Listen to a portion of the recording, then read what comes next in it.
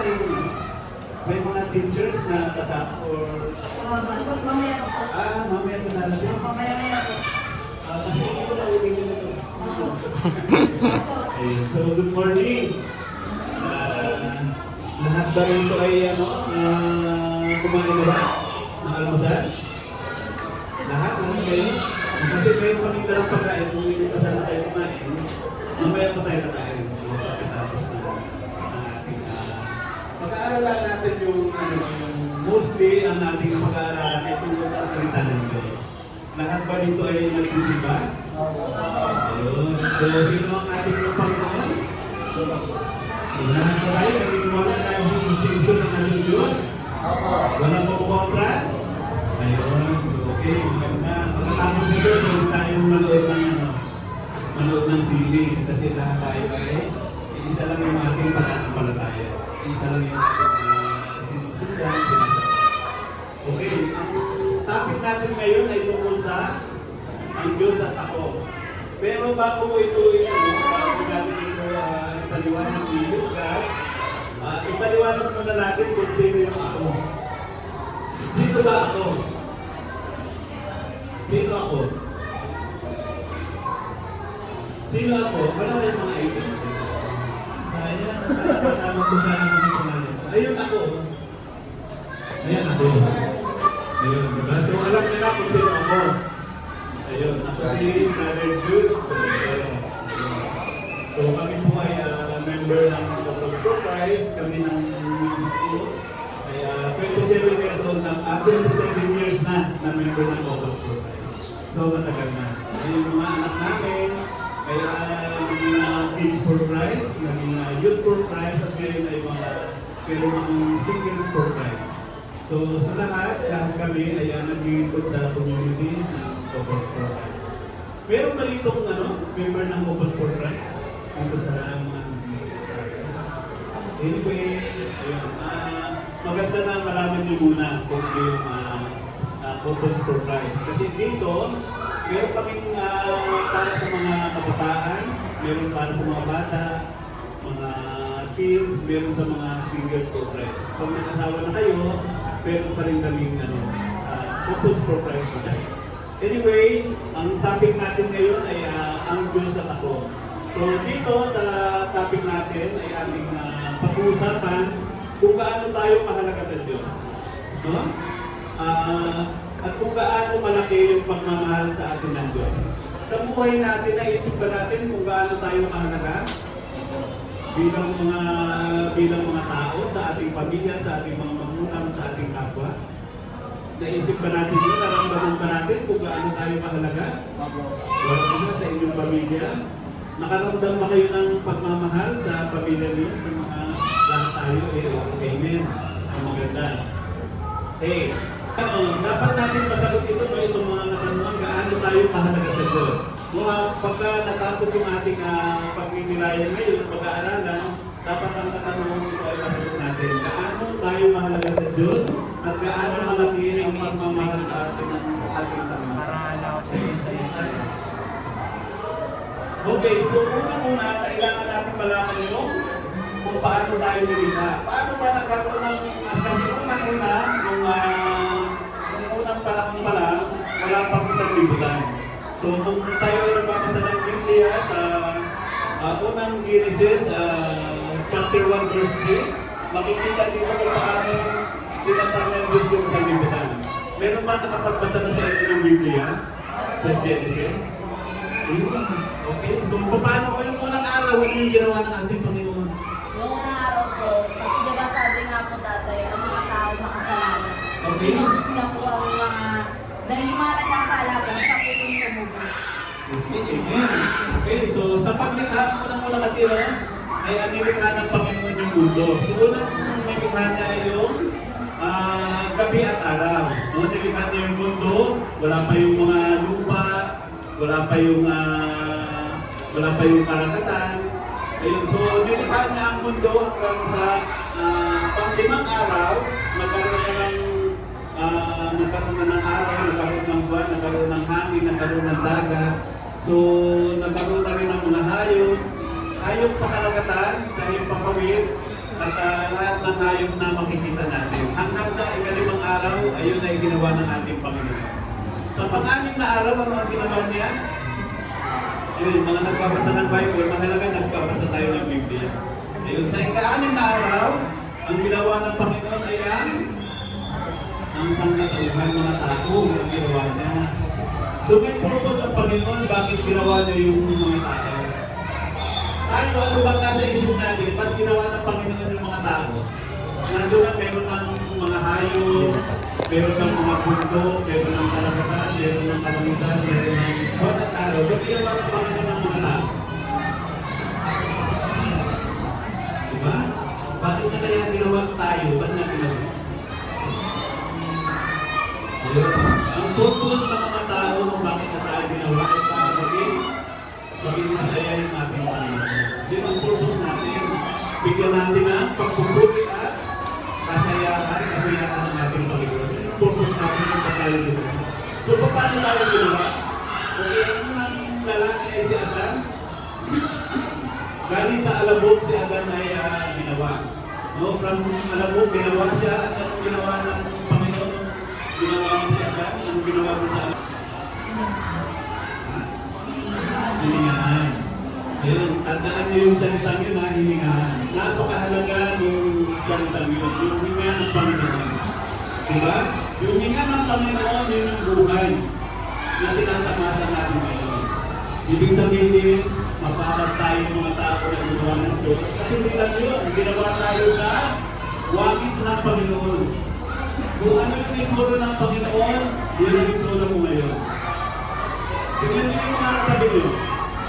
Tignan niyo yung mga katabi niyo. Sa kanan, tignan niyo sa kanan. Yung katabi niyo. Kanan. Alam niyo ba yung kanan? Tignan niyo yung sa kanan niyo. Kasi tayo ay ginawa ng Panginoon na kumawin niya. So, ibig sabihin, brothers and sisters, mga kapatid, maparang po tayo. Kaya para tayo ganito kagwapo, ganito kaganda. Dahil tayo ay tawagin ng ating Panginoon. Kung ano meron katangian ng ating Panginoon, ganun po tayo. Okay, so si Adan ay nagaling sa alabok, at si Eva naman ay galing sa ano ba yung tasyan?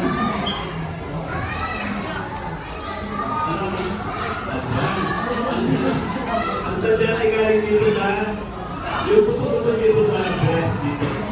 Yung sadyan. So, kumbaga, ang babae ay nanggaling sa tadyan. Kumuha ng isang tadyan para gawing babae. Dito ba mayroon na may asawa? Wala ka? Ilan taon na ba yung pinangalan? Ilan taon na yung pinangalan? 38. Basta pa pala. Pero lahat na rito may girlfriend lang. Ayy! Bakit? Anong problema? Kaya siya may girlfriend ka na? Sakit sa ulo. Sakit sa ulo. Ayun na itanong mo yun kasi, kami ako may asawa na ako, yung lahat ng mga kasama ko may asawa na. Nararamdaman namin yung mga asawa namin na nanggaling sa aming sarili yung mga tulo. Kung nararamdaman yun, yun yung tinatawag na true love. Pag totoo yung nararamdaman mo sa isang babae, lalo na itong mga guwapo nating mga kalatino, kapag totoo yung nararamdaman nyo sa mga nililigawan nyo, yun ang ibig sabihin nun, yung babae yun ay nanggaling sa inyong tagyan. Yun ang kaloob sa inyo ng ating Panginoon. Okay? Ang mga babae naman, yung mga ganito nating girls, hayaan nyo na hanapin kayo ng mga lalaki. Huwag kayo makahanap sa kanila. Huwag kailangan mataas yung inyong level. No? Huwag kayong maruma. Hayaan nyo na yung mga lalaki ang lumapit sa inyo. Ayun. Okay, so ang unang tao na ginawa ng ating Panginoon ay nakatira. Saan sila nakatira? Diba? Doon sa Garden. Garden ng Eden, doon silang pinatira ng Panginoon at ang kanilang pangangailangan ay ibigay ng Diyos. So wala na silang gagawin, kakain na lang, matutulog, at wala silang ibang gagawin kundi magsaya. Pero, sa gitna ng hardin na yun, mayroong pautusan ng ating Panginoon. At ano yung kaisa-isang pautusan na yun? Sa hardin na yun. Ayun, praise God. Amen. Tama si Brad. Ayun, so meron isang puno na nakatayo dun sa gitna ng garden. At ang bunga ng puno na yun ay hindi nalutuin, pitasin at kainin. Yun ang kautusan. Ayun. Dahil sa mga tukso na dumating sa buhay, kayo ba nakaranas na ng mga pagsubok, mga tukso, gawin nyo ito, gawin nyo ito. Ayun. Kung anong panahon, mayroon ng mga tukso na dumating din sa atin. Ayun. At hindi nakaligtas si Eva at si Adan sa tukso. At sino ang nagtukso sa kanila para kainin nila yung butas nila? Ito. Butas si Judas. Hindi ang tama ang demonyo. At sa katauhan ng ahas. Hindi ko yun si Judas. Kasi si Judas maraming pumuntan. Mayroong Judas na mabait. Anyway, ayun, next slide tayo. Ayun. So, dahil sa pagpusuway nila sa kautusan, di ba, nakapala sila ng nadang sila ng demonyo. Kainin ninyo ang bunga ng puno na ito sa mga ito ay magbibigay sa inyo ng katalinuhan. Kapag sinahin niyo ito, magiging katalino kayo, maintindihan niyo yung lahat ng bagay dito sa mundo. So, mga kapatid, huwag po natin kalilimutan na ang Diablo po ay mayroon yung bahagi dito sa ating buhay. So, minsan yung mga gawain masama, minsan nagdudulot ito ng kabutihan din sa atin. Gumawa siya ng masama, pero sa isang banda, mayroong kabutihan. Anong kabutihan ang naidulot dito sa atin? Yung pagsuway ng ni Adan at ni Eva sa kautusan, pero hindi magandang naidulot dito sa atin. Okay, dahil dito, nagkaroon tayo ng kasalanan. So ito yung unang nangyari sa atin. Una, hindi pa ginawa ni Eva at Adan yung pagsuway dun sa kautusan o kainin yung butas, wala pa tayong mga kasalanan. Subalit dahil nga sa pagsuway nila, nagkaroon tayo ng kasalanan. Next slide. Nagkaroon ng bunga yung kasalanan ginawa nila. At hanggang sa ngayon, ito ay nararanasan natin. Kung titingnan natin sa Roma chapter 6 verse 23, nakalagay dito, sapagkat ang kabayaran ng kasalanan ay kamatayan, ngunit ang kaloob ng Diyos ay buhay na walang hanggan. So dahil dito sa ginawa nila, nakaranas ang mga tao ng kamatayan. So dito na, kung ating babasahin ng Biblia, unang mga tao, kahit na magkasakit sila, mapapansin natin na mahaba pa rin yung nila. Life expectancy ng mga tao ay mahaba. So mayroong umabot ng 500 years bago mamatay. Pinakamataas umabot ng 800 years. No? Tayo ba, gusto ba natin yung ganong buhay? Umabot tayo ng 200 years old? Gusto ba natin yun? Ayun. Huwag na. Alam niyo ba kung bakit? Yung mga tao nung unang panahon, nandun na sa ilalim ng puno. Hindi na sila makatayo sa sobrang matandaan. Hindi rin sila namamatay. Kasi nga, nung unang panahon, wala pa masyadong mga chemicals na siyang nagpapaikli sa buhay ng mga tao tayo. Bakit pa tayo hindi umabot na ngayon sa 100 years old? Marami ng mga chemicals tayo na nakakain, na inom, nasasama sa tubig natin. Anyway, so nagkaroon tayo ng kamatayan dahil sa kasalanan. Pero ganoon pa man dahil sa pagmamahal ng Diyos, pinagkabulugan pa rin tayo ng buhay na walang hanggan kapag tinanggap natin siya. At mamaya ay madadaanan natin yan. Sa unang Juan chapter 1 verse 8, kung sinasabi natin tayo walang kasalanan, dinadaya na natin ang ating sarili at wala sa atin ang katotohanan. Tama po. Lahat po tayo ay nagkasala. Kaya nga po, madalas naririnig natin sa ating mga magulang na ang bata daw, bagong panganak pa ng bata, ito ay makasalanan na. Nainiwala ba tayo dito? Na nung tayo ay pinanganak, may mga kasalanan na tayo? Pwede ba yung mangyari yung gano'n? Ang baby pa lang, may kasalanan na. Diba? Totoo ba ito? Ayun, totoo po yan. Dahil nga sa minana natin sa ating mga ninuno. No? Ang kasalanan natin ay minana natin kay Eva at Adan. Okay, sa Santiago chapter 4, verse 17. Ang nakakaalam ng mabuti na dapat niyang gawin, ngunit hindi ito ginagawa ay nagkakasala. So, mayroong mga tao na para lang hindi sila magkasala, hindi sila gumagawa ng masama. No, para hindi, kasi nga, pagka nagkasala ka, talagang sa sarili mo, yung konsensya mo, hindi ka patutulugin. So maraming mga kasama natin, maraming mga tao na para maiwasan yung paggawa ng kasalanan, hindi sila talaga gumagawa ng masama. Kaya lang, hindi rin sila makakaligtas sa kasalanan. So kahit hindi nila gawin yung masama, yung mga bawal. Kasi nga, ang hindi nila paggawa ng kabutihan ay isa rin pagkakasala. So kailangan gumawa rin tayo ng kabutihan. So huwag lang tayo umiwas na gumawa ng masama, kailangan meron din tayo ginagawa kabutihan para hindi tayo nagkakasala. Next slide. Okay, so ano ang dapat natin gawin? Kailangan natin magpatawad. No? Patawarin natin yung ating sarili, unang-una, at patawarin natin yung mga taong nakasala sa atin. At pagsisihan natin yung ating mga nagawang kasalanan. Okay, sa unang Juan, chapter 1, verse 9, subalit kung ipinapahayag natin ang ating mga kasalanan, patatawarin tayo ng Diyos sa mga ito. At lilinisin tayo sa lahat ng ating kasalanan sapagkat siya ay tapat at matuwid. So, sa atin ngayon, sa kasalukuyan ngayon, tayo bilang mga kabataan, pagka tayo ay nakakamali, ano ang muna natin ginagawa? Hindi na patawad. Kanino tayo humihingi ng tawad? Sa Diyos. Pero unang-una, kailangan humingi tayo ng tawad doon sa tao na gawa natin ang pagkakamali. Pangalawa, inuutos sa atin bilang mga Kristiyano na tayo ay mangumpisal kung kapag tayo ay nagkakamali. Yun po ang pinakamaganda dapat natin gawin. Tayo ba ay nangumpisal? Nangumpisal na ba tayo? Ayun, mahalaga po. Lalo ngayong panahon ng Quaresma, kinakailangan nating lahat. Lahat po tayo mag-umpisa. Napakaganda ng ating kalooban.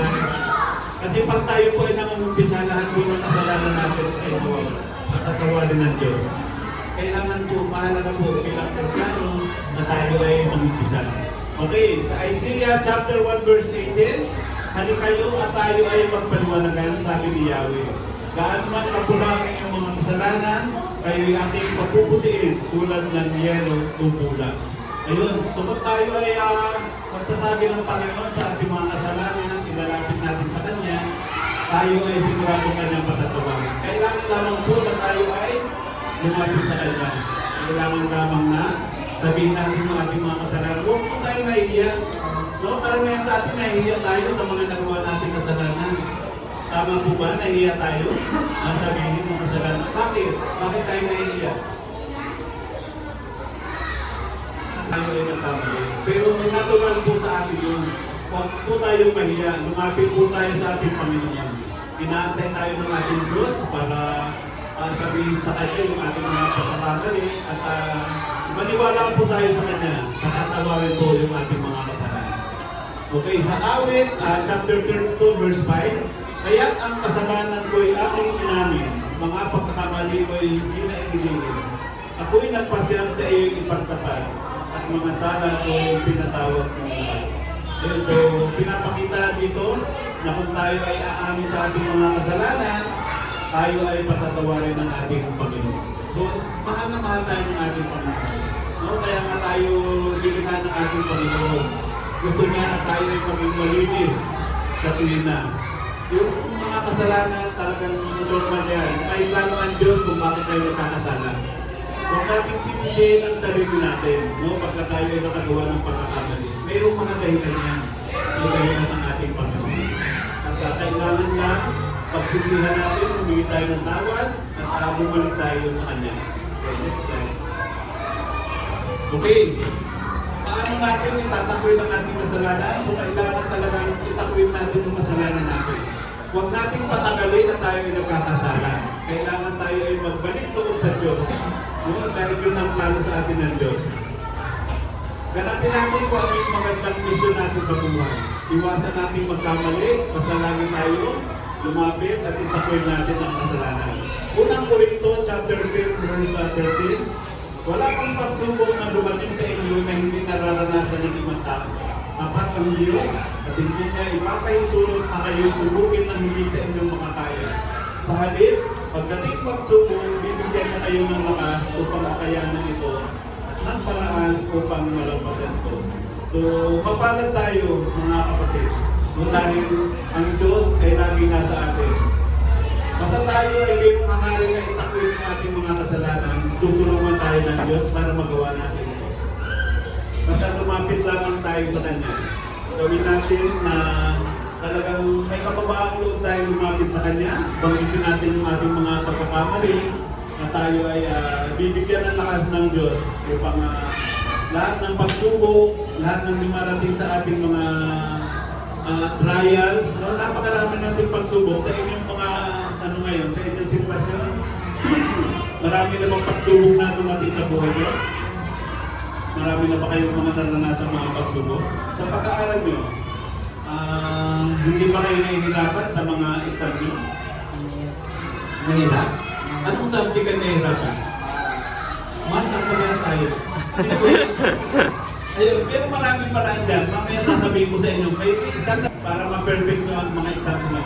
No, kahit sa math. No, mamaya. Basta madadaan na natin yan. Okay, sa Colossus, chapter 3, verse 5. Kaya't patayin na ninyo ang mga pagnanasang makabundo. Ang pakikiapit, karumihan, mahalin na sikulit ng damdamin. Masamang pagnanasa at ang kasakana na isang uri ng pagsamba sa Diyos-Diyosan. Ayun, so dito ay dinagay tayo ng ating Panginoon na iwasan natin yung ating mga pagnanasa sa ating sarili no, na nararamdaman natin. Kung mapapansin nyo ngayon kasi yung buhay natin masyado na tayong nauhog sa mga technology. No? Sa mga cellphone natin, ang daming mga lumalabas dyan na hindi maganda. Marami ba rin itong naglalaro na sa cellphone? Ano ba usually yung mga laro sa cellphone? Amen. Baharilan. Ano ba? Ano ba? ML, si Yossi. Lahat ba kayo naglalaro? Ayan. So, konti lang naglalaro. Alam nyo, itong masakit namang malaman, ang mga laro po sa cellphone, o hindi lang sa cellphone, no? Ang mga laro kahit sa labas, sa mga casino, mga lahat po ng laro na yan ay pinamamahayan ng demonyo. Demonyo po ang namumulat. Hindi kaya natin kayong maglaro para masira ang buhay nyo. Kaya kung may nakikita kayong mga laro sa cellphone, kahit na may mga nakikita dyan na kikita kayo, na pera, na ganito, huwag nyo pong papasukan. Masisira ng buhay nyo. Mag-aral kayong mabuti. Yun ang tunay na paraan at daan para maging maganda ang buhay. Huwag kayong maniniwala sa mga laro na yan. Hindi tayo mag-i-enjoy dyan. Next.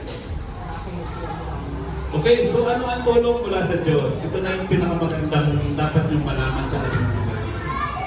Dahil sa pagmamahal sa atin ng Diyos, dahil ayaw ng Diyos na tayo ay masira yung buhay natin, ayaw niya mapunta tayo sa kasamaan, ayaw niya mapunta tayo sa impyerno, ang ating Panginoong Diyos ay nagbigay na isang paraan para tayo ay maligtas. At ito ay sa pamamagitan ng pagbibigay ng kanyang bugtong na anak. John 3:16. Tandaan niyo po itong verse na ito, John 3:16. Sa buong buhay niyo, dalhin niyo po ang verse na ito. No, kahit saan kayo pumunta, pag tinanong kayo, meron pa kayong alam sa Bible na isang verse. Ito na po ang kabisaduhin niyo. Ipaglaban niyo po ang verse na ito. Sapagkat nandito po yung ating kaligtasan. Sapagkat kayo na lamang ang pag-ibig ng Diyos sa sangkatauhan, kaya't ibinigay niya ang kanyang kaisa-isang anak. Upang ang sino mang sumampalataya sa Kanya ay hindi mapahama, kundi magkaroon ng buhay na walang hanggan. Lahat ba tayo rito ay gusto ng buhay na walang hanggan? Gusto niyo ba yun kahit matanda na kayo? Hindi tayo namamatay, gusto natin walang hanggan yung buhay natin. Amen. Pero yung buhay na sinasabi ng ating Panginoon ay hindi rito sa lupa. Kanyang kaharian. No? Kasi tayo dito ay para lang tayo napadaan dito sa lupa. Hindi talaga tayo para dito. Kaya habang tayo ay naglalakbay dito sa lupa, huwag tayong masyadong makasam ng kung ano-ano mang kayamanan kasi hindi tayo para dito. ang patutunguhan natin ay sa kaharian ng Diyos. Doon tayong lahat ay para doon. Iwasan natin magkamali, sapagkat hindi lahat ng nandito sa lupa ay makakapasok sa kaharian ng Diyos. Dalawa lang yung ating patutunguhan. Kung hindi tayo sa impyerno, doon tayo sa kaharian ng Diyos. Meron na ba rito nakarating sa impyerno? Meron na? Wala pa, hindi na ako mag-impyerno. Yun, kung nasa labas natin ang impyerno yan. Nasa labas. Nasa kali natin impyerno. Yan ang impyerno. Hindi po yan. Dalawa lang kasi eh. Isang kaharian ng Diyos at isang impyerno. Kung hindi yan ang langit, impyerno yan. Bakit nasabi mong impyerno yan? Kasi andyan lahat ng mga kasalanan. Nandyan sa labas. Pag lumabas tayo, ang daming mga kasalanan makikita natin nandyan. So iwasan natin. Ang patutunguhan natin ay ang kaharian ng Diyos. Anyways, pag-aralan natin mabuti itong verse na ito. Next. Okay, ito yung unang-unang nakasulat dun sa verse. Sapagkat kayo na lamang ang pag-ibig ng Diyos sa sanlibutan. Ipinapakita nito ang suklulan at hindi makasariling pag-ibig ng Diyos sa lahat ng tao. So sa lahat ng tao. So ibig sabihin, yung pag-ibig ng Diyos ay kilang para sa isang grupo. Kung makikita natin noong unang panahon, ang pagliligtas ng Panginoon ay grupo-grupo siya, hindi lahat, hindi buong sangkatauhan ng pagliligtas ng Panginoon. Nung panahon ni Abraham, si Abraham kasi ang unang tao na nagkalat ng Kristiyanismo. Siya ang unang tao na nakakausap ng Diyos. No? Ang mga sumunod sa kanya ay sila Haring Solomon, sila King David, sila Moises, no? At ang pinakahuli ay si Noah.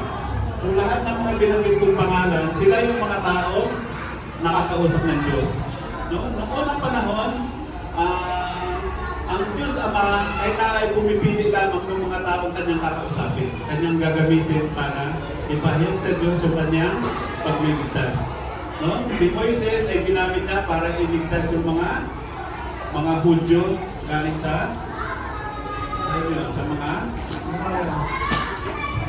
dahil sila ay nalibin ng napakatagal at niligtas ng Panginoon yung mga Hudyo para galing sa mga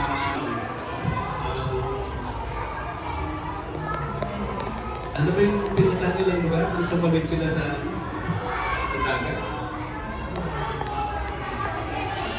Anyway, yun. So, yung pagbigay ng ating Diyos Ama sa kanyang bugtong na anak para sa atin, ay hindi lang sa isang grupo, kundi para sa lahat. Ito ay pangkalahatan. No? So, ang pag-ibig niya sa atin ay hindi lamang sa ilan. At ang tanong ito ng Diyos ay sa lahat ng tao. Hindi lamang sa ilang grupo. Kaya ibinigay niya ang kanyang kaisa-isang anak. Ipinadala ng Diyos si Jesus, ang natatangi at walang katulad, upang maging sakripisyo.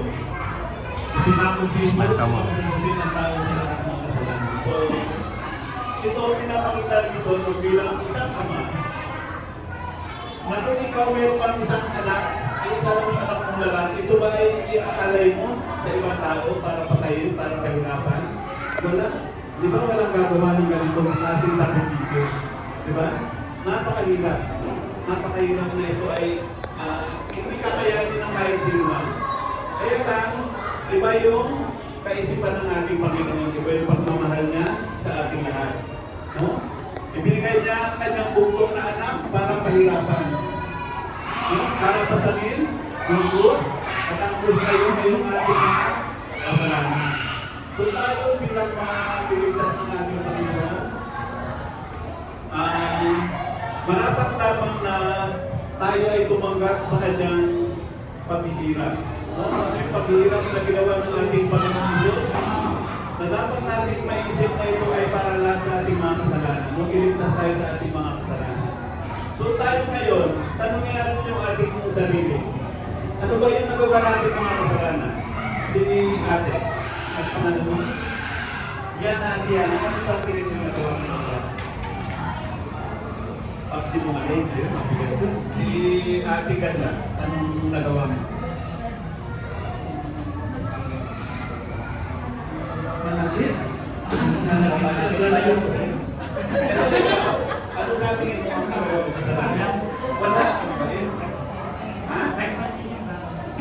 Ito si Kuya. Ano sa tingin mo nagawa mo kasalanan? Hindi siya pinansin.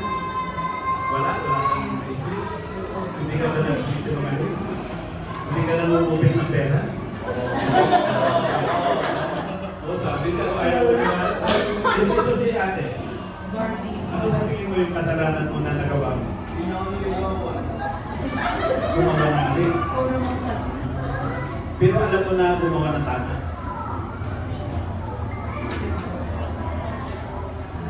Anyway, okay. So, nahihirapan siyang gumawa ng tama. Mas madalas niyang gawin yung mali. Si Kuya na pogi, ano yung mali na nagagawa niya? Pinagsisisihan mo yung nagawa mo. Very good. Sige. Ayun. Upang ang sino bang sumampalataya sa kanya, yung salitang ito ay tumutukoy sa ang kaligtasan ay mula sa lahat ng sino bang sumampalataya. Noong nakita naman na ang ating Panginoon ay nagpapako sa krus, binigay niyo yung kanyang buhay, nagpakamatay siya para sa ating mga kasalanan. So kailangan natin sumampalataya sa kanya. Tanggapin niya yung inihahandog niya sa atin na kaligtasan para sa atin yung lahat ng sakripisyo na ginagawa niya. Upang ang sino mang sumampalataya sa kanya at nagtiwala sa ating Panginoong Isus at nagkaroon ng pananampalataya at hindi lamang pagkilala hindi pagsunod at pag-asa sa kanya ay, next slide, next, ay hindi mapahamak kundi magkaroon ng buhay na walang hanggan. So yun yung ating makakamtan. Yun yung kasagutan lahat. No? Kung bakit ginawa ng ating Panginoong Isus, ang ialay yung kanyang buhay para sa atin. No? Kailangan lamang na tanggapin natin siya. Tanggapin natin yung ating Panginoon, yung kanyang paghihirap. Dahil wala na pong gaganap sa ginawa ng ating Panginoon Isus. Wala na pong magpapapako sa krus. Wala na pong papatayin. Isang beses lang po itong gagawin ng ating Panginoon. Hindi na po ito gagawin. Kaya ang hamon po sa atin, tanggapin natin ang ating Panginoon bilang ating sariling tagapagligtas. Ito, meron akong ano ito. Meron akong yung 5,000.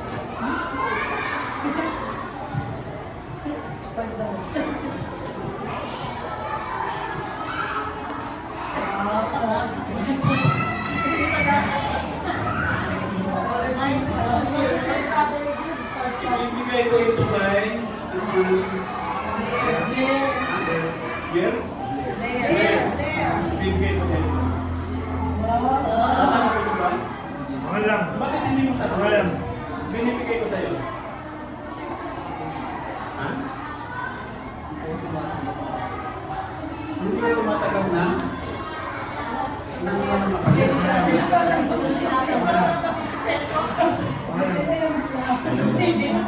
Hindi ko tatanggap. Ayun.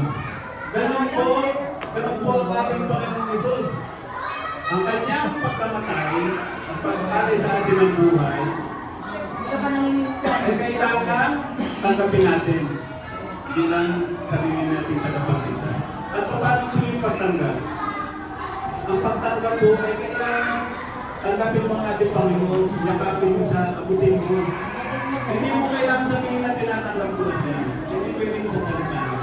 Kailangan ko damdamin yung Kailangan mapunta sa iyo yung binibigay ng ating Panginoon ng kaligtasan. Diba? Paano mo masasabi na mapunta sa iyo yung binigay mo kung hindi mo tatanggapin? Kailangan mo tanggapin. Kung bagay na ibibigay sa inyo, tanggapin niyo. Diba? Ganun yung kaligtasan ng ating Panginoon, tanggapin niyo. No, sapagkat hindi nila kung ano binibigay sa inyo. No, kailangan isipin natin mag-appeal. Dito tayo ay bibigyan ng gabay ng ating Panginoon. Bakit ba tayo bibigyan ng gabay ng ating Panginoon? Tandaan niyo po ito mga kapatid. Kung ang ating Panginoon ay namatay, after 3 days siya po ay nabuhay ang ating Panginoon. At pagkabuhay ng ating Panginoon, siya ay kailangan bumalik sa langit. No? Sa kanyang Diyos Ama. Kailangan niya umakyat sa langit. Ayun. So, araw ng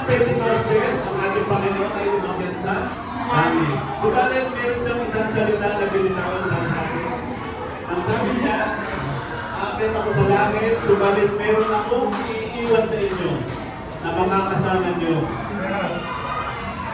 Ang makakasama nyo ay isa rin kagaya nyo na Diyos din.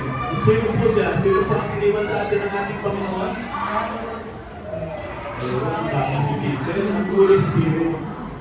Naalala niyo pa ba ang Holy Trinity? God the Father, God the Son, God the Holy Spirit. Tatlong persona sa isang Diyos. Diyos Ama, Diyos Anak, Diyos Espiritu Santo. So, nung araw ng Pentecostes, sa pagkakit ng ating Panginoon sa langit, iniwan niya ang banal na Espiritu at ito po ay namuhay sa bawat isa sa atin. So, mapalad po tayo. Kahit wala na ang ating Panginoong Isus, ang banal na Espiritu ay nasa ating puso para tayo po ay pangunahan, turuan, at i-guide sa buhay na ating tinatahak. Okay, sa Galatians chapter 5 verse 16, ang Espiritu at ang laman, sinasabi ko sa inyo, mamuhay kayo ayon sa Espiritu at hindi ninyo pagbibigyan ang mga pagnanasa ng laman. So kung ang banal na Espiritu ay nasa ating sarili na, kailangan lahat ng mga tukso na darating sa atin, dapat natin labanan. No? Manalangin po tayo, magdasal tayo sa banal na Espiritu. At nasisigurado ko po sa inyo na kaya po nating paglabanan lahat ng mga pagsubok na darating sa ating buhay. No, sa inyo ngayon, napakaraming mga temptasyon na dumarating galing sa mga barkada niyo sa labas. No? Kasi hindi sa buong maghapon kayo lang yung magkakasama. Paglabas nyo dyan, iba-iba na ang kasama nyo. Pwedeng yayain kayo kung saan-saan pumunta na nakakasama para sa inyo. Subalit, kung tayo ay naniniwala sa banal na Espiritu na nasa sarili natin, may iwasan natin yung mga yan. Mamuhay lamang tayo ng simple lang. No? At pilitin natin makagawa ng kasalanan. Next slide. Okay, ang bunga ng Espiritu, Galatians 5:22-23. Subalit ang bunga ng Espiritu ay pag-ibig, kagalakan, kapayapaan, pagtsatsaga, kabaitan, kabutihan, katapatan, kainahunan, at pagpipigil sa sarili. Walang batas laban sa mga ganito. So, kung ating titingnan mabuti, walang batas laban sa mga ganito. Ito yung pinapagandang gawin natin sa ating buhay.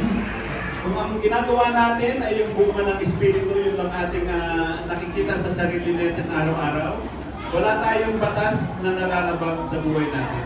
Hindi tayo magkakamali. No? Meron tayong gabay sa pang-araw-araw nating pamumuhay. Ika-guide niya tayo. Kailangan lamang tayo ay laging magdasal. Kausapin natin ang ating Panginoon. No?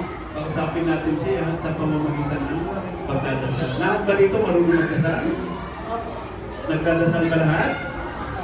Madali lang ba ang magdasal? Lahat ba paano ba magdasal? Paano magdasal? Meron ba dapat na sinusunod tayo ng guide pag nagdadasal? Wala naman. So, tandaan natin na ang pagdadasal ay simpleng pakikipag-usap lang sa ating Panginoon. Kung kausapin lamang natin sa kagaya ng magulang natin, gaya ng nanay natin, tatay natin, pag meron tayong gustong ikwento natin yung nangyari sa buhay natin, sa buong paghapon. Meron tayong kailangan, lumapit tayo sa kanya, sabihin natin yung kailangan natin. So, ganun lang madali. So, ang pagdadasal ay hindi kailangan maging mahirap. So, yung iba kasi gusto, ang ganda ng dasal. Kaya nahihirapan silang magdasal. So, simple lang. Parang kinausap mo lang yung kapatid mo, nanay mo, yung tatay mo, meron ka lang gustong ikwento sa kanya. Okay, next. So, yung banal na Espiritu ay siya rin gabay natin sa katotohanan. Okay. John chapter 16 verse 13. Ngunit pagdating ng Espiritu ng katotohanan, papatnubayan niya kayo sa buong katotohanan. Sapagkat ang sasabihin niya ay hindi wala sa kanyang sarili, kundi ang kanyang narinig, at ipapahayag niya sa inyo ang mga mangyayari sa inaharap. So, magiging guide natin siya kung ano ba yung totoo sa buhay natin. Ano ba yung dapat nating tahakin sa buhay natin. Ano ba yung tamang daan para sa buhay natin. Saan ba yung tunay na daan patungo sa kaharian ng Diyos? Ito ba yung tunay na daan? Kung atin pong maaalala, may mga narinig na ba tayo ng mga kasabihan na sinasabi nga na mas madali pang pumasok sa kaharian ng impyerno ang isang kamelyo. Isa ang isang tao na pumasok sa kaharian ng Diyos para kang dumaan sa butas ng kalayo. Narinig na ba yun? So ano ang ibig sabihin ng ganun? Pag tayo daw ay pumapasok sa kaharian ng Diyos para tayo dadaan sa butas ng kalayo. Madali pang pumunta sa impyerno ang isang kamelyo. Madali pang pumunta. Kaysa pumunta sa kaharian ng Diyos. So ano ang gusto ipahiwatig sa atin ng kasabihan na ito? Ang makakasagot, dalawa ang pagkain namin. So, anong ibig sabihin? Anong ibig sabihin ng kasabihan na yan? Ayun.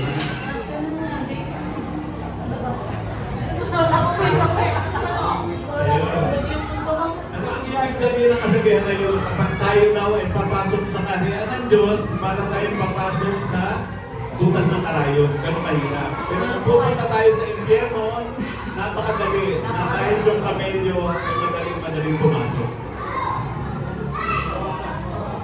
Hindi, tatlo na pagkain.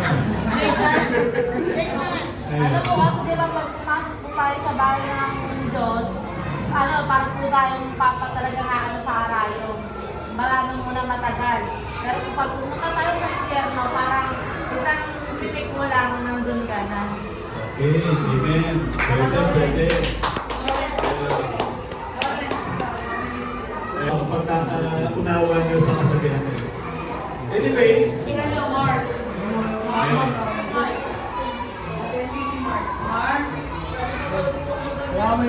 Hindi mo marami siyang baon eh. Anyways, ayun. Ang ibig kong sabihin ito, kapag tayo po ay papunta sa kaharian ng Diyos, napakarami po mga pagsubok tayo madadaanan. Hindi ho ganun kadali. Hindi bata-bata ganun lang maging isang mabuting tao.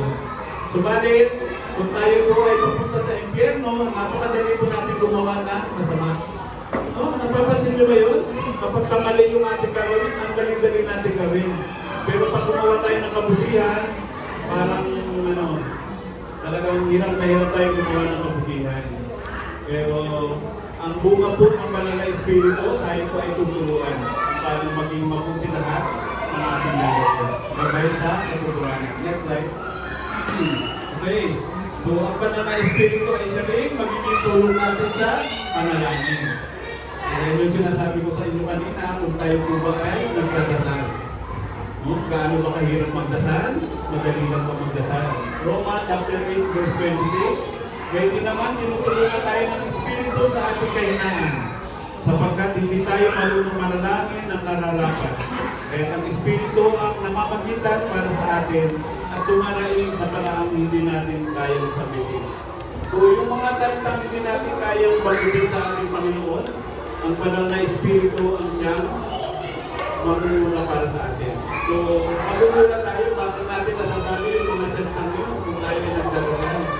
Kung tayo ay talagang taintin na nagdadasal, ang banal na Espiritu ay siyang mamumula sa atin at magsasalita para sa atin. Okay, next slide. Okay. Espiritu ng lakas. So, yung Espiritu na ibinibigay sa atin ay pagbibigay din sa atin ng kalakasan. 2 Timothy chapter 1 verse 7. Sapagkat ang Espiritu na ibinigay sa atin ng Diyos ay hindi Espiritu ng kahinaan ng loob, kundi Espiritu ng pangyarihan, pag-ibig at pagbibigay sa sarili. So, ito rin yung mag-guide sa atin para mapaglabanan natin lahat ng mga pagsubok na dumarating sa buhay natin. Totoo ka, nasa buhay natin, ay talagang napakaraming mga pagsubok tayong mararanasan. Yung likas yan, lalo na sa mga kabataang kagaya nyo, napakaraming mga pagsubok ang mararanasan nyo. Pero kailangan lamang na maniwala tayo. Maniwala tayo sa kapangyarihan ng Diyos. Sa kapangyarihan ng banal na Espiritu na siyang mamumula sa atin para mapagtagumpayan natin lahat ng laban natin sa ating buhay. Next slide. Okay, ang Espiritu ay panalangin din para sa gabay. Okay, sa Awit chapter 142 verse 10. Ikaw ang aking Diyos, ako ay turuan na aking pasunod ang iyong kalooban. Ang Espiritu ko ay maging aking tanglaw sa aking paglalakad sa ligtas na buhay. So, magiging gabay natin ang banal na Espiritu kung tayo ay tumatahak patungo sa buhay na ipinapalood sa atin ng ating Panginoon. Yung tamang gabay, tamang daan na dapat natin lakaran, yung tamang mga kaibigan, tamang mga grupo, ang banal na Espiritu ang siya natin magiging gabay. Next. Okay. So, ito yung katotohanan sa ating buhay. Naniniwala ba kayo na ang banal na Espiritu ay nasa ating sarili? Naniniwala kayo? Ang banal na Espiritu ay nananahan sa bawat isa sa atin? Ano pangalan mo? Nararamdaman mo ba ang banal na Espiritu? Hindi mo nararamdaman? Ito siya mga tahimik. Nararamdaman mo? Okay. Ano ba nararamdaman ko?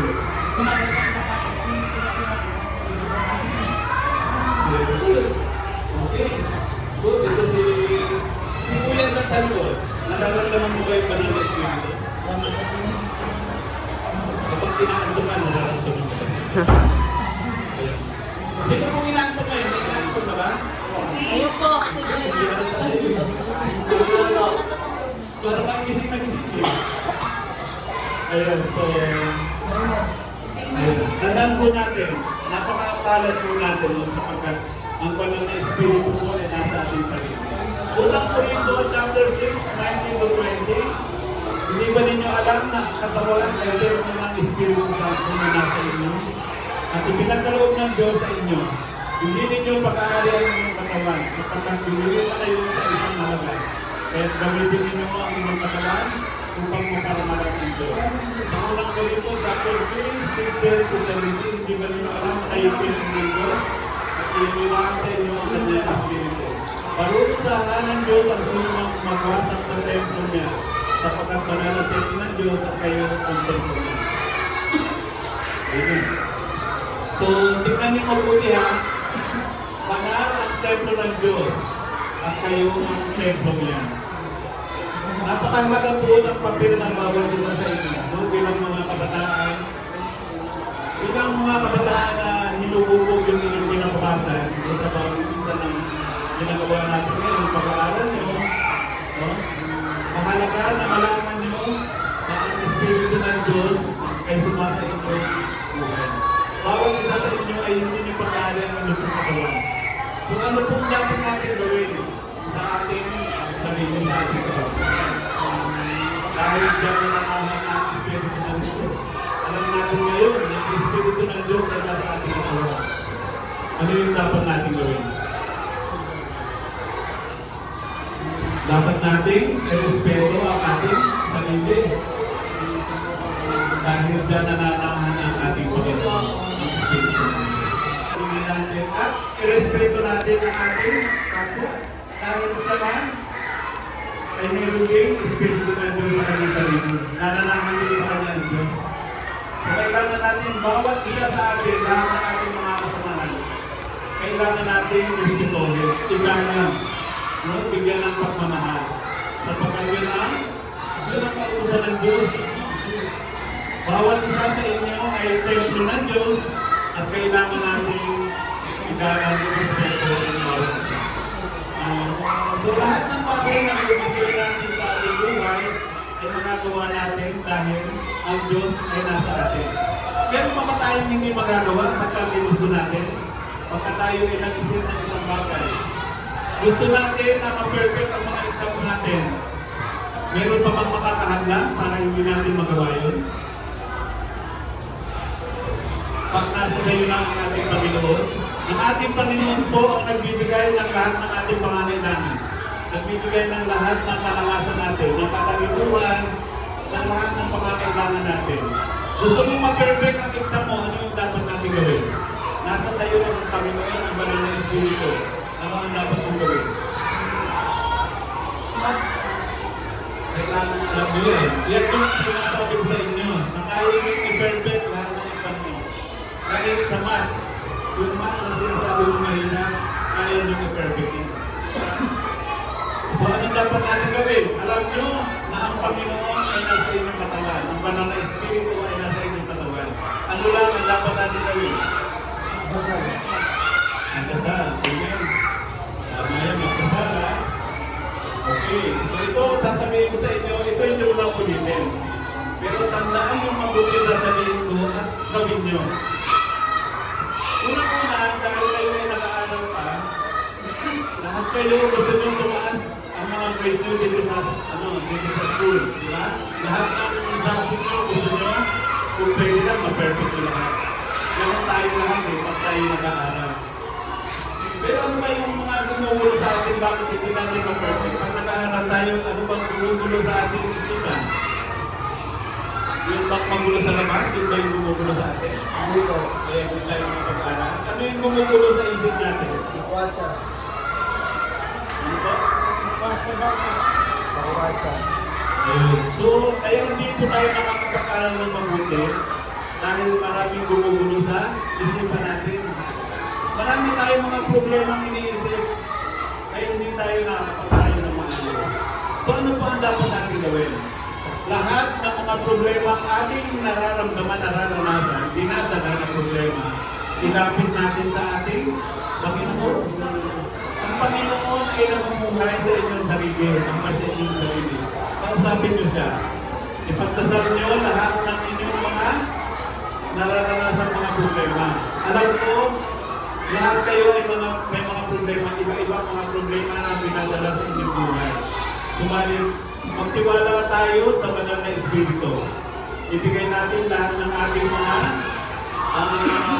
yung mga binubuhat natin sa sarili natin na nagpapabigat sa ating sarili. No? Sapagkat naniniwala ako na kapag ito ay pinagkaloob natin sa ating Panginoon, magiging malinis ang ating kaisipan, malinis ang ating damdamin, ang ating sarili. At anumang pag-aandala natin na ibinibigay ni teacher kahit sa inyo para pag-aralan para sa exam, madali niyong maintindihan, madali niyong maunawaan, madali niyong maalala. Tanggalin niyo lahat ng mga masasamang kaisipan na dinadala niyo. Humingi kayo ng tulong sa ating Panginoon. Kung kailangan mag-umpisal kayo para matanggalan ang ating kasalanan, gawin natin. Tanggalin natin lahat ng ating mga iniisip na nagpapagulo sa ating kaisipan at palitan natin ito ng pagmamahal sa ating Panginoon. At 100%, mape-perfect nyo lahat ng mga exam. Pag hindi na perfect yan, makana tayo ulit. Pero 100%, sigurado ko, basta lahat ng mga problema niyo ibigay nyo sa ating Panginoon. Wala kayong ibang isipin problema. Yun lamang yung pag-aaral nyo. Magpasa kayo, mag-aaral, at lahat yan ay madali nyo yung makakaisa. Yun yung biyaya sa atin na banal na Espiritu. At yun yung magandaan sa atin. Kaya tayo lahat ay mga anak ng Diyos at mahal na mahal tayo ng Diyos. Okay, next slide. Okay. Pag ito ay nababasa nyo, ano yung nararamdaman nyo? Pag nababasa nyo yan, ito. Kayo na. Ano ang nararamdaman nyo? Kamusta po? Patapos na. Ano ibig sabihin pag patapos na? Kaya na. Kakain na. So, ayun. So, pang-huli na. Ayun. So, meron pa tayong may tanong lang ako. Meron pa tayong naiintindihan doon sa ating mga pinag-aralan? Naiintindihan naman natin kung gaano tayo kamahal ng Diyos, kung gaano tayo kahalaga sa Diyos. Yes, brother. Ha? Ano rin? Ano yun? Walang nag-get. Bakit? Iba nasa isip mo. Hindi ko kasi naniniwala yan eh. Hindi ka naniniwala. Bakit? Sino ang pinapaniwala? Mamaya meron tayong mga question and answer mo. Pwede magtanong mo. Okay, bibigyan natin ng time na. So, ayun. So, gaano tayo mahalaga sa Diyos? No, ito yung huling katanungan. Gaano tayo mahalaga sa Diyos? Okay. Bago ko ipaliwanag ito, gusto ko muna magpakilala sa inyo. Pakilala, di ba? Yung pangalan ko lang si Brother Tupo. Yung lang ang alam ko. Ayun. Ako po ay isang PWD. Alam tayo ba sa akin? Na ako ay meron kapansanan? Hindi Hindi po. po. Kayo ba may mga kapansanan? Meron po. Meron din. Lahat ba tayo dito may kapansanan? Wala. Maswerte kayo. Ako, meron akong kapansanan. Isa po akong PWD. 3 years na po ako nagda-dialysis. Hanatama sa akin na nagda-dialysis ako. Hindi po. Hindi yata. Ako ba ay maraming problema sa buhay? Ang isa bang nagda-dialysis ay madali na? Hindi madali, mahirap. Pero, nakikita niyo ba sa sarili ko ang paghihirap? Hindi. Bakit? Dahil ako po ay mahal na mahal ng Diyos. No? 3 times a week akong nagda-dialysis, MWF. No? Yung buong buhay ko, nandiyan ko na nga inuubo. Pero, meron pa rin akong oras na maglingkod sa ating Panginoon. Sa kabila ng mga sinasabi nilang problema daw yung aking nararanasan, mabigat na problema. Pero hindi mo problema. Biyaya ito ng Diyos para sa atin. No? Ang pagkakaroon ko ng sakit na ito ay itinuri kong biyaya ng Diyos. Eh? Kailangan, hindi kasi marami pa tayong pagsubok na mararanasan sa ating buhay. Pero hindi ito magiging dahilan para tayo ay sumuko. Napakaganda ng mundo na ginawa ng Diyos para sa atin. Lalo na kayo, ang babata niyo pa, napakaganda pa ng kinabukasan para sa inyo. Okay, ako po ay mayroon 3 anak. 2 lalaki, 1 babae. Lahat po sila ay graduate na po. No? Ang aking po panganay ay nasa Romblon, may pamilya na, meron akong 2 apo sa kanya. 29 years old na siya. Ang pangalawa kong anak na babae ay nasa Canada. Doon siya nagtapos ng kanyang masteral sa Canada. Ang bunso kong anak ay nagtatrabaho na rin ngayon. Nagtapos siya sa UP Diliman. Ang kanyang kurso ay BS Mathematics. Madali lang ba? Madali lang kurso niya. BS Mathematics. Siya po ay nagmana sa mama niya. So, hindi ko lang pong sabihin sa inyo. Lahat po tayo rito ay may magandang kinabukasan na haharapin natin galing sa ating Panginoon at tatanggapin natin sa ating Panginoon. Po tayo sa ating Panginoon.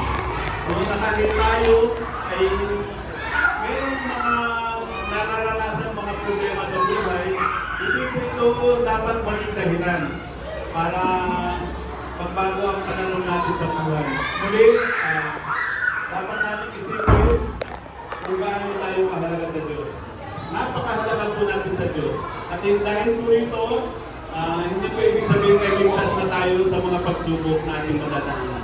Marami pa tayong mga pagsubok na ating kakaharapin.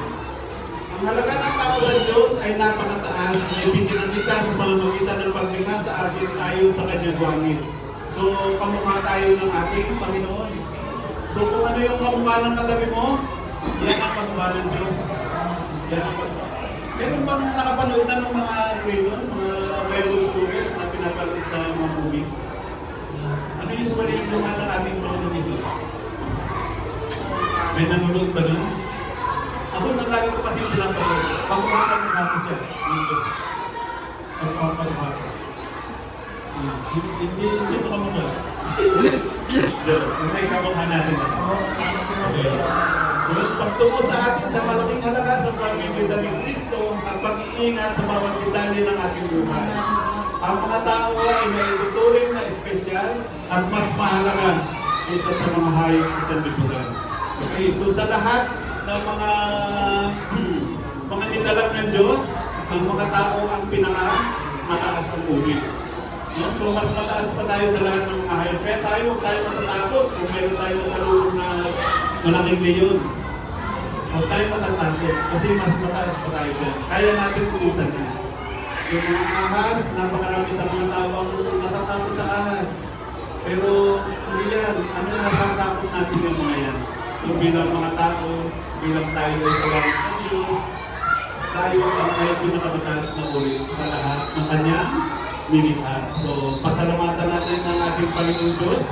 Pasalamatan natin ang araw na to at tayo ibinigyan ng pagkakataon na marinig yung kaligtasan na nanggagaling sa Kanya na itinatawag sa inyo. Ako ay mananalangin na kayo ay magiging mabuting mga anak ng Diyos. Yung magiging mabait kayo at tandaan nyo, konti man ang ating mga kawabangan sa ating buhay, huwag niyong kalilimutan yung mahal na mahal kayo ng Diyos. At ang banal na Espiritu Santo ay nasa inyong mga katawan. Ingatan niyo ang inyong mga katawan. Sa mga kalalakihan, iwasan natin yung lalabas ng bahay na nakubad. Ang katawan niyo ay templo ng Diyos. Nananahan dyan ng Diyos. Huwag kayong lalabas ng bahay na nakubad kayo. Ang mga kababaihan, magbihis kayo ng maayos para kayo ibinibigyan ng respeto ng inyong kapwa. Na sa ating mga pananamit na ating pananap, diyan tayo pinuhusgahan ng mga tao. Isipin natin ang respeto, paggalang, pagmamahal sa bawat isa. Respeto at mahalin natin ang ating sarili para tayo ay respeto at mahalin ng iba. Yun lang yung ating ayun.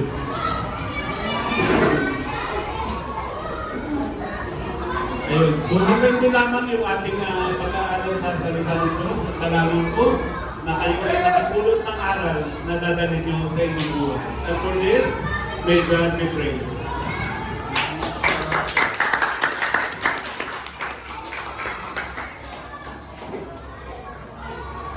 Jerry at saka si Ma'am Josie para ibigay sana ang arangalan ng certificate sa mga bisita natin for today. We are overwhelmed and we are thankful. Salamat po sa pagbisita ninyo. Pagbibigay ng napakagandang mensahe, pagbibigay ng motivation, lalo na sa mga estudyante na ito. Sila po kasi ay mag-undergo ng elementary test sa darating na March 29. So napakalaking tulong po para sa amin na marinig po nila yung side na ito na nanggaling sa inyo kasi may iba sa kanila din naniniwala. Di ba, Carlos? Ramdam na ramdam namin hindi ka naniniwala, pero nagpapasalamat kami sa Panginoon kasi hindi ka tumayo lumabas. So thankful pa rin kami sa mga bata na to. Kanina kahit antok na, nagpapasalamat ako kasi nag-stay sa inyo. I-appreciate namin. So, I would like to call Miss Cherry and Miss Josie to give the certificate and simple token galing po sa amin, sa puso namin, ng Taas Family and Santa Ana.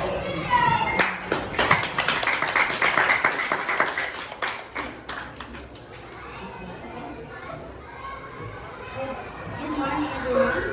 This certificate We would like to acknowledge the presence of our principal, Miss Maria Bernadette K. Pablo. Thank you.